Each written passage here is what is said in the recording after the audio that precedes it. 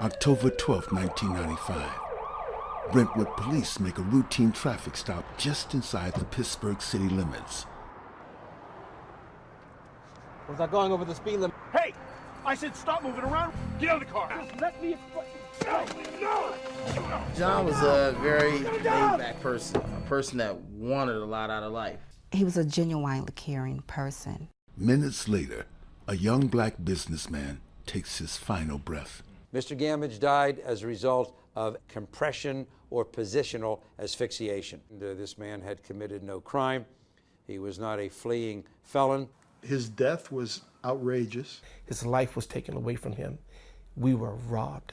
We will support the police where they deserve support, and where they are wrong, we will seek them out. The Brentwood Police Department is just an organization run amok. The police chief, George Swinney, personally was administering anabolic steroids to John Votis in the police station. A police officer of that type is more likely to use violence in a situation in the community. The conduct of the officers caused the death itself.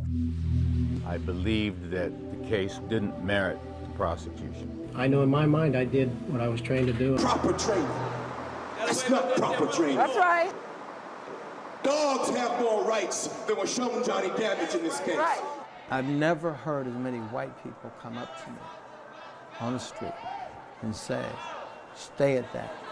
That was wrong. If somebody had been truly honest with us and said, you know, yes, I did press on his back, I didn't realize what was going on, then I think we may have found for manslaughter. But when you cover something up, that makes you feel like you're being used. They're not bringing out all the truth in those courtrooms. The answer you gave, I used them one time before. That was your answer, right? One time before, yes, sir. Meaning in the past, yes, sir. That was a lie, wasn't it? It's not a lie, sir. You used them for years, didn't you? Well, that's what I meant by that. 14 months later, Mulholland and Albert again faced the bar of justice. Another mistrial. The most alarming fact in the Charmo case, of the death of Jerry Jackson, was the fact that 51 bullets, 10 more than Amadou Diallo in New York, were fired into a tunnel at a man who had only violated, at the moment, traffic violations. Officer Charmo claims that Jackson made a U-turn in the tunnel, thus making his vehicle a deadly weapon. There was no U-turn. The investigators on the scene should have known that Jackson could not have turned his vehicle around in that very narrow tunnel. That was just straight out being covered up. To be frank, most of the shots occurred after the vehicle was at rest. Grassroots support to establish a citizen police review board gained strength citywide.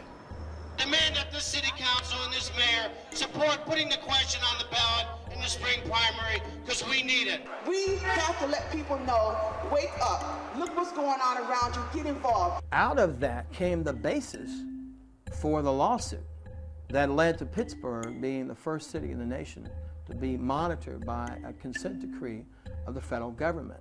There's a remarkable difference when the federal government investigates the case and when the state investigates it. You could see all the officers acquitted in Rodney King's state criminal trial, and then when the federal government went back and looked at the same evidence, they were convicted. Like bad lawyers, like others, there are people who abuse their authority. The Blue Shield was intended to protect officers who are doing the right thing, not to protect those who are guilty. You can't have any special rules for police officers. If the police are your abusers, if the police are the ones that are killing your children, where are you to turn? You just kill a black person, he was just dead. We have to make sure that Johnny Gamage didn't die in vain. When we decide that enough is enough, it's going to stop. We must stop being silent. Silence is killing us. Don't ask whose door they're knocking on tonight or last night. They're always knocking on your door.